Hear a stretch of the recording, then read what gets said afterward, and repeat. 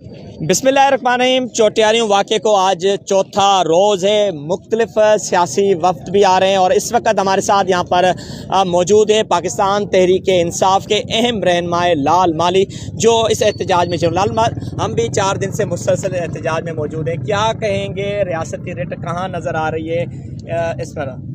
देखिए, सबसे पहले तो ये इंतहाई ज़्यादा जुल्म है, नाइंसाफ़ी है इन लोगों के साथ, जिनके एक तो घर के जो अशखास जो है वो कत्ल हुए हैं और 20 से ज़्यादा ज़ख्मी हुए हैं। 3 लोगों की लाशें वो यहाँ लेकर 4 दिनों से एक ही मुतालबा लेके बैठे हैं, जो उनका बुनियादी हक है। पाकिस्तान में वो हर शहरी का हक है FIR दर्ज करने के लिए, लेकिन ये क्योंकि पीपल्स पार्टी जो खुद को एक जमहूरी और अवामी पार्टी कहती थी, अब वो जमहूरी और अवामी पार्टी रही नहीं है। इसमें जागीरदार हैं, इसमें सरदार हैं, इसमें वडेरे हैं, तो उन्होंने ये सारा निज़ाम जो है अवाम से अलग कर दिया है। वो ताकतवर बन गए हैं, इनके सामने पुलिस बेबस है, इनके सामने हुकूमत बेबस है, कोई FIR नहीं हो रही है। यहाँ इवन अदालतों को उन्होंने मातहत बनाया हुआ है। अदालतें अगर कोई और मुल्क होता, अगर ये पहले वाली अदालतें होती जहाँ पे इंसाफ थोड़ा बहुत मिलता था, तो अब तक सुओ मोटो एक्शन हो चुका होता।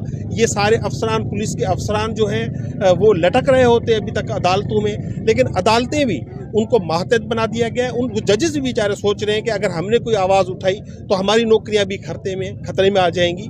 ये एक जुल्म का निज़ाम एक कायम हो गया है।